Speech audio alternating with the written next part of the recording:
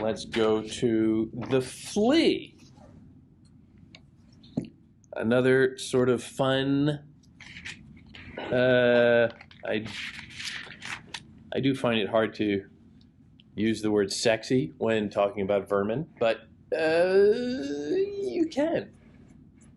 Because he finds the sexiness in vermin, in a flea. Mark but this flea, and mark in this how little that which thou deniest me is. Me it sucked first, and now sucks thee, and in this flea our two bloods mingled be. Thou knowest that this cannot be said a sin or shame or loss of maidenhead, yet this enjoys before it woo, and pampered swells with one blood made of two, and this, alas, is more than we would do. O stay, 3 lives in one flea spare, where we almost, nay more than married are. This flea is you and I, and this our marriage bed and marriage temple is. Though parents grudge and you, we are met and cloistered in these living walls of jet. Though use make you apt to kill me, let not to that self-murder added be, and sacrilege 3 sins in killing 3. Cruel and sudden hast thou since purpled thy nail in blood of innocence, wherein could this flea guilty be, except in that drop which it sucked from thee? Yet thou triumphst, and sayest that thou findest not thyself nor me the weaker now. 'Tis true, then learn how false fears be. Just so much honor, when thou yieldst to me, will waste as this flea's death took life from thee.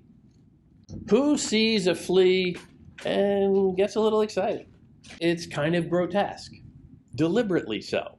But again, he's always reaching for the oddball element. He's always reaching to crack out of the pretty words and pretty pictures model of poetry. He is working largely in the tail end of the Petrarchan mode, where poetry is somewhat idealistic, and the objects of poetry are beautiful and divine in an idealistic way. The fair of I Can Love Fair and Brown is Petrarch's Laura, his image of female loveliness and perfection, which Shakespeare sends up in Sonnet 130, my mistress's eyes are nothing like the sun. Here he's doing essentially that same project of trying to take something that we might ordinarily think of as grotesque and looking at it a different way, just reconsidering it in a different context. And here it's a sexual context. It is another dramatic monologue. This is another instance of Donne essentially trying to sweet talk a girl into bed and mixing sexual intercourse with the institution of marriage, all symbolized in the biting of this flea. Mark but this flea, and mark in this how little that which thou deniest me is. Me it sucked first, and now sucks thee, and in this flea our two bloods mingled be. That sounds kinky, quite frankly. It is an exchange of bodily fluids, and the word sucked is, quite frankly, a little visceral. There is something undeniably sexual about this, even if it's a little gross. But I think that's how we should understand it. It's not an idealized expression of physical love. It is something a little seedy, something a little dirty, something in its own way corrupting and amoral or immoral. And in this flea our two bloods mingled be. Thou knowest that this cannot be said a sin or shame or loss of maidenhead. Yet this enjoys before it woo, and pampered swells with one blood made of two. And this, alas, is more than we would do. More than we would do. A somewhat familiar argument, I'm sure, when a young man has got a young woman who is saying no, but he's saying, we're not going to do anything. It's not going to be that. It'll just be a little something. How about we try this? And maybe we can try this. And hey, why don't we try that? But that's okay, right? Because, I know we won't do the thing, but we'll do something like the thing. There is that pleading element going on here. Now, between the stanzas, even, there is some activity going on. Between stanzas 1 and 2, the girl seizes the flea. Oh, stay, 3 lives and 1 flea spare. This is the man at this point saying, oh, you got the flea. No, don't kill it.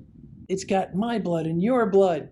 It's something special. Now, what is a foreign object, organically substanced, that has the blood of 2 people who have been, or are about to be, or have been, sexually active?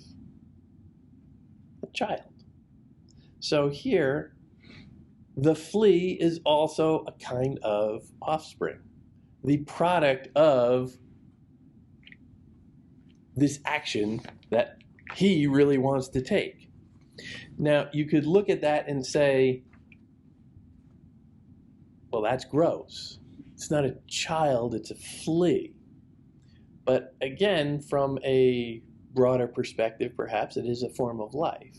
So you're taking something idealistic, like, a clean newborn babe, that baby smell and the soft skin, and comparing it to a filthy little vermin.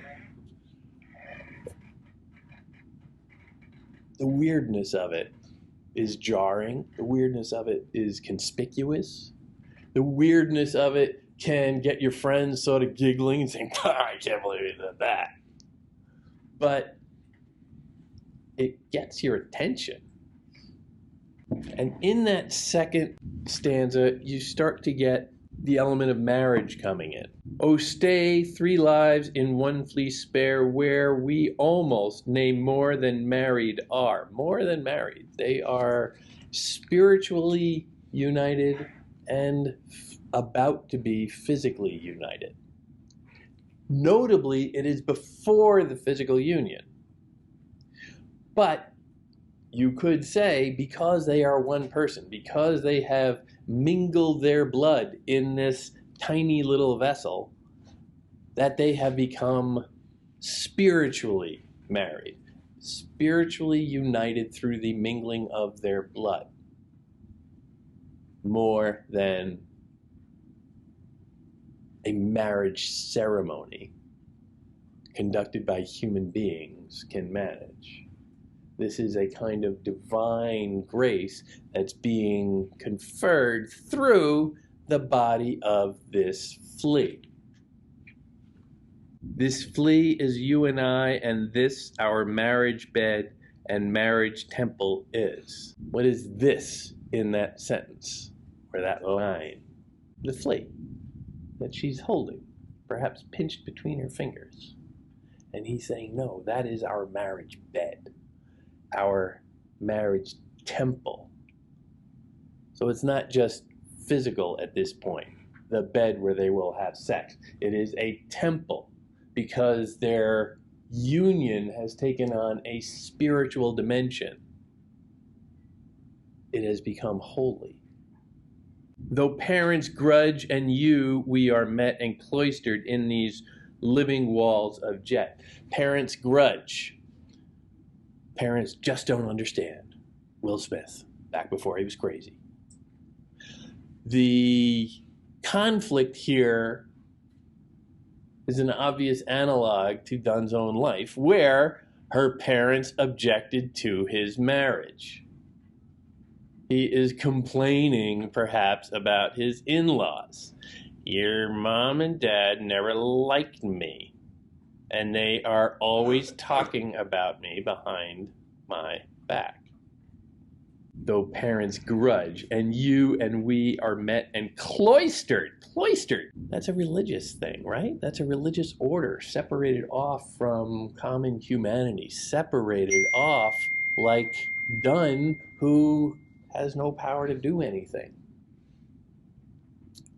Cloistered in these living walls of jet in the darkness. Though use make you apt to kill me, let not to that self-murder added be, and sacrilege, 3 sins in killing 3. By killing the flea, still pinched between her fingers, she is killing him and their marriage, or end their union, a spiritual union at that. Cruel and sudden thou hast since purpled thy nail in blood of innocence. Well, there, the girl has killed the flea. Crushed it between her fingers. Probably a good idea. I hope she washed up a little right after that.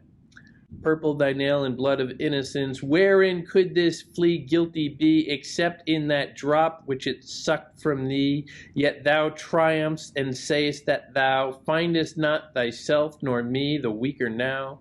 'Tis true, then learn how false fears can be. Just so much honor, when thou yields to me, will waste as this flea's death took life from thee. The man accuses the girl of killing the flea and all of the symbolism that it encompasses.